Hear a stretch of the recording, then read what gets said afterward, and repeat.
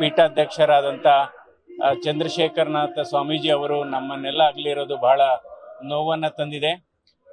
ನಿನ್ನೆ ನಾನು ಸಂಜೆ 7 ಗಂಟೆಗೆ ಬಂದು ನೋಡ್ಕೊಂಡು ಹೋಗಿದ್ದೆ. ಆವಾಗಲೇ ಅವರು ಉಸಿರಾಟ ತುಂಬ ಜಾಸ್ತಿ ಇತ್ತು ಮತ್ತು ಪ್ರಜ್ಞಾಹೀನರಾಗಿದ್ದರು. ಸೊ ಅಂದರೆ ಕಳೆದ ಒಂದು 15-20 ವರ್ಷದಿಂದ ನಾನು ಈ ಸ್ವಾಮೀಜಿಯವರ ಸಂಪರ್ಕದಲ್ಲಿ ಇರ್ತಾ ಇದ್ದೆ. ಹಲವಾರು ಕಾರ್ಯಕ್ರಮಗಳಿಗೆ ಮಠಕ್ಕೆ ಬಂದಿದ್ದೇನೆ. ಅವರು ಶ್ರೀಮಂತ ಕುಟುಂಬದಿಂದ ಬಂದಿದ್ರು ಕೂಡ ಬಹಳ ಸರಳತೆ ಇತ್ತು. ಯಾಕೆಂದರೆ ಅವರ ತಂದೆ ಕಾಲದಿಂದನೂ ಅವರು ಬಸ್ಸು ಮಾಲೀಕರಾಗಿದ್ದರು. ಆದರೂ ಕೂಡ ಸಮಾಜ ಸೇವೆ ಮಾಡಬೇಕು ಅನ್ನೋ ದೃಷ್ಟಿಯಲ್ಲಿ ಅವರು ಸನ್ಯಾಸತ್ವವನ್ನು ಸ್ವೀಕಾರ ಮಾಡಿ ಈ ಮಠದ ಸಂಸ್ಥಾಪಕರಾಗಿ ಮಠವನ್ನು ಈ ಮಟ್ಟಕ್ಕೆ ಬೆಳೆಸಿದ್ದಾರೆ. ಹಲವಾರು ಸಮಸ್ಯೆಗಳನ್ನು ಸವಾಲುಗಳನ್ನು ಎದುರಿಸ್ತಾ ಈ ಮಠವನ್ನು ಇವರು ತುಂಬ ಅಭಿವೃದ್ಧಿ ಮಾಡಿದ್ದಾರೆ. ಅಂದರೆ ವೈಯಕ್ತಿಕವಾಗಿ ಅವರು ಬಹಳ